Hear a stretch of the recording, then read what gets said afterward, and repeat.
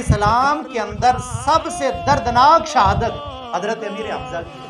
میدان احد کے اندر آپ کو بڑے دردناک طریقے سے شہید کیا، آپ کے جسم کو مسلح کیا گیا، آپ کے کان کاٹے گئے، آپ کا ناک مبارک کاٹا گیا، آپ کے ہونٹ مبارک کاٹے گئے، آپ کا سینہ چیر کے اندر سے کلیجہ نکالا گیا۔ معاذ اللہ تعالیٰ جتنی بے حرمتی آپ کی لاش مبارک کی ہو سکتی تھی انہوں نے کی، لیکن کیا ہمیں پتہ ہے کہ امیر حمزہ کی شہادت کا دن کون سا ہے؟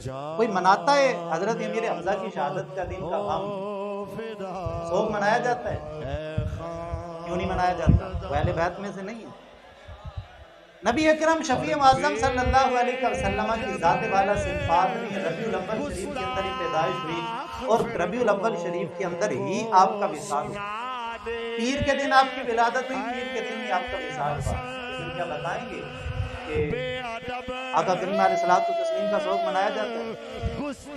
امام حسن پاک رضی اللہ تعالیٰ عنہ نے جام شہادت نوش کیا، آپ کو زہر دیا گیا، ایک دفعہ نہیں بار بار دیا گیا، لیکن کیا بتائیں گے کہ امام حسن پاک کا غم منایا جاتا ہے؟ کیوں نہیں منایا جاتا؟ عرس آپ جانتے ہیں شادی کو کہتے ہیں، یعنی اس دن بندہ اپنے رب سے ملا ہے اور بندے کی رب سے ملاقات ہوئی ہے، یہ تو بندے کی رب سے ملاقات کا دن ہے، لہذا داتا علی حجویری کا بھی عرس، جماعت علی کا بھی عرس، مہر علی کا بھی عرس، بابا فرید الدین کا بھی عرس، غوث جلی کا بھی عرس ہو، امیر حمزہ کا بھی عرس ہو، امام حسن پاک کا بھی عرس ہو، ہر ایک کا عرس ہو، لیکن یہ چیز ہم اہل سنت و جماعت کے اندر یہ سوگ والی کدھر سے آتی ہے؟